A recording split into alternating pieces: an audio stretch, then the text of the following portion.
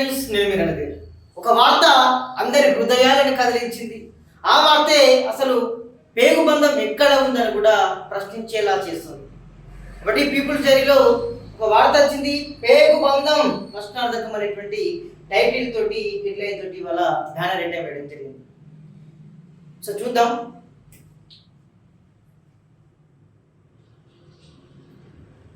పుట్టిన శిశువును bathroom ventilator నుంచి విసిరివేత, హాస్టల్ బాత్రూంలో యువతి ప్రసవం, జన్మనిచ్చిన చేతులే పసిగుడ్డును చిదిమేశాయి. మంట కలిసిన మానవత్వం, పసిబిడ్డపై ఇంత క్రూరత్వం సమాజాన్ని ఉలిక్కిపడేలా చేసినటువంటి ఘటన. కొంతమంది ఏమాత్రం మానవత్వం లేకుండా చేసే కొన్ని సంఘటనలు వెలుగులోకి వచ్చినప్పుడు సమాజం మొత్తం ఉలిక్కిపడుతుంది. అప్పుడే పుట్టిన శిశువు కళ్ళు కూడా తెరవక ముందే ప్రాణాలు తీయడం అంటే ఎంత కర్కశత్వం. ఆ పని చేసేది కూడా ఆ బిడ్డని కన్న తల్లే అంటే ఆమెను కన్న తల్లి కాదు, మానవ మృగం అని పిలవచ్చు. క్షణకాలం సుఖం కోసం తప్పులు చేసి ఆ తప్పు కారణంగా పుట్టిన బిడ్డలను పుట్టగానే కరెంట్ తెచ్చుకున్న తల్లులు ఎందరో ఉన్నారు. అలాంటి ఘటనే తాజాగా హైదరాబాద్ నగరంలో చోటు చేసుకుంది. బాత్రూంలో బిడ్డకు జన్మనిచ్చిన ఓ యువతి ఎవరికి తెలియకుండా వెంటిలేటర్ నుంచి బయటకు విసిరి ఆ చిన్నారి ప్రాణాలు చిన్నేసింది. హైదరాబాద్ గోల్కొండ పోలీస్ స్టేషన్ పరిధిలో జరిగిన ఈ సంఘటన ఇప్పుడు ప్రతి ఒక్కరిని కలిచివేస్తుంది. అప్పుడే పుట్టి కళ్ళు కూడా సరిగ్గా తెలియని ఆ అభంశుభం తెలియని పసికందు లోకాన్ని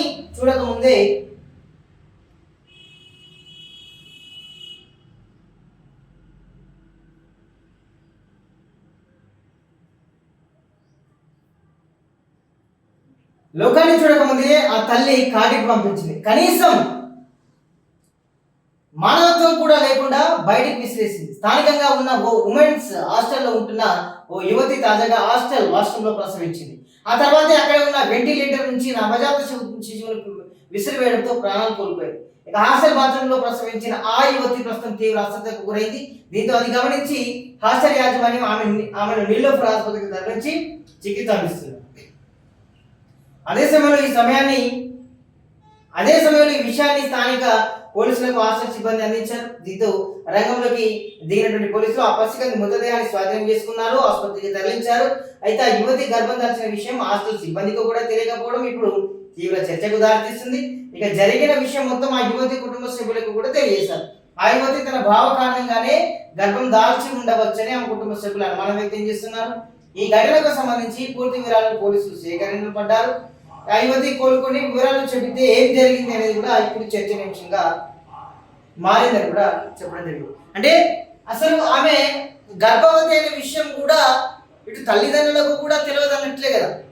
ఎందుకంటే మనం వేరే వేరే మాధ్యమాల్లో చూస్తే ఆమె ఆ గర్భం దాల్చిన విషయాన్ని కప్పిపుచ్చుకోవడానికి లూజ్ డ్రెస్సింగ్ వేసేదని కూడా మనకు తెలుస్తా ఉన్నది. అంటే తల్లిదండ్రులకు తెలియడం లేదు, అదేవిధంగా తెలియలేదు, అదేవిధంగా హాస్టల్లో ఉన్నటువంటి సిబ్బందికి తెలియలేదు. దట్టు వాళ్ళ యొక్క ఫ్రెండ్స్ కూడా తెలియకుండా ఆమె అంటే అట్లా కాలయాపన చేస్తుంది. సో సరే 9 నెలల నిండినట్టున్నాయి, ఆమె బాత్రూంలోకి వెళ్ళి ప్రసవించింది. సై బిడ్డ నాకెందుకు అనుకున్నదో ఏమో డైరెక్ట్ పక్కకున్నటువంటి వెంటిలేటర్ నుంచి వెళ్ళి ఆ పసిగుండు ఎంత ఉంటుందండి, 2 కిలోలు గట్టి కొడితే 3 కిలోలు ఆ వెంటిలేటర్ నుంచి వెళ్ళి ఆ బాత్రూంలో ఉంటాయి వెంటిలేటర్, దాని నుంచి పడేసింది. ఏకేకి పడితే నడుపున పడితే చిన్న పాప ఆమె మెదడు అంటే ఆమె తలకాయకి ఎంత ఉంటుంది, బాడీకి తాకితే ఆమె స్పాట్ ఆ పాప పసికందు చనిపోయింది. అంటే ఎందుకు తయారవుతున్నారు ఇట్లా? మీ ఏదో క్షణిక అంటే పడక సుఖాల కోసం మీరు అట్లా చేస్తే ఏదో పాపం అభంశుభం తెలియని కళ్ళు కూడా తెరిగినటువంటి ఆ పసికందును ఎందుకు చేతులారా చంపుకుంటున్నారు అర్థం కాని పరిస్థితి.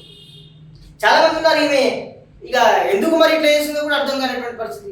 సరే గర్భం దాల్చిన కారణం కూడా ఏంటంటే వాళ్ళ బావ అయి ఉంటేనేది కూడా మనకు కొంచెం సమాచారం ద్వారా అయితే తెలిసింది. అంటే ఆ విషయాన్ని కూడా పోకుండా ఇక చేసిందంటే ఈమె ఎంత మహానుభావురాలు, ఆమె ఏమంటారు కదా, ఆమె ఎంత తెలివి కల వ్యక్తి అర్థమవుతుంది మహిళలు. ఇప్పుడు ఏం చేసింది ఇక్కడ? ఆమె అస్వస్థతకు గురైంది.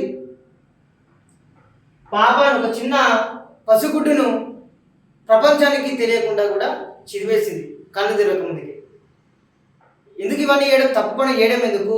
సరే మీకు మీ ధర్మది ఉంటే మీరు పెళ్లి చేసుకోండి, మంచిగా ఉండండి. మీరు ఎవరో గర్భం దాల్చి ఇట్లా అపంశుభం తెలియని వాళ్ళకు పాపం వాళ్ళకు ప్రపంచం తెలియకుండా పోయింది. ఎందుకు ఇట్లా మారుతున్నారో అర్థం కానటువంటి పరిస్థితి. కొంచెం మీరు అన్ని కుటుంబాల గురించి కూడా ఆలోచించండి. కనీసం పక్క మట్టంలో కూడా తెలియకపోతే ఎట్లా ఇంత మేనేజ్ చేసిందంటే ఎంత తెలివికల్ల మహిళ అర్థమవుతుంది. సరే మీరు హాస్పిటల్లో పోయిళ్ళు ఇంత స్వామి ఆమె హాస్పిటల్లో చూసుకున్నదా లేదా అనుకునేటోడు. సరే హాస్పిటల్కి మరి 9 నెలల్లో కంపల్సరీ ఏదో ప్రాబ్లం అంటే ఏదో కంపల్సరీ మెడిసిన్ అది వాడాలి.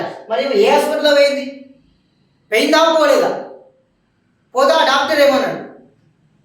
అదేవిధంగా పోతే ఒక్కదే పోదు, అతను కూడా పోవచ్చు కదా, అంతేనా కదా? అతను పోయినప్పుడు ఎందుకంటే డాక్టర్ పోయినప్పుడు మీ మీ అంటే మీ రక్త సంబంధికులు ఎవరు అని అడుగుతూ ఉంటారు కదా, ఎట్లా ఇతను బాగా అని చెప్పుకున్నాడా? లేకపోతే ఇద్దరు కలిసి సభలకు ఏమైనా లొల్లు పెట్టుకొని నా బిడ్డ అద్దనుకున్నదా అనేటువంటి ప్రశ్నలు కూడా లేవనెత్తుతున్నటువంటి పరిస్థితి. మరి ఇది ఎక్కడ దాని ఆమె కోలుకున్న తర్వాత ఆమె కొంచెం అస్వస్థకు గురైంది. తర్వాత ఎలాంటి విషయాలు వస్తాయో మనం చూడాల్సిందే. చూద్దాం మరి ఇలాంటి మానవ మృగాలు ఇంకా ఇట్లా ఉంటే ఎట్లా? పసికందులను చంపుకుంటున్నటువంటి పరిస్థితి నిజంగా సిగ్గుచేటుగా ఉందని కూడా సమాజం అంతా, సభ్య సమాజం అంతా తలదించుకుంటున్న పరిస్థితి. చూద్దాం దీని గురించి ఇంకేమైనా అప్డేట్ తెలిసి మళ్ళీ చెప్పే ప్రయత్నం చేస్తారు. చూస్తున్నానండి పీపుల్స్ డే.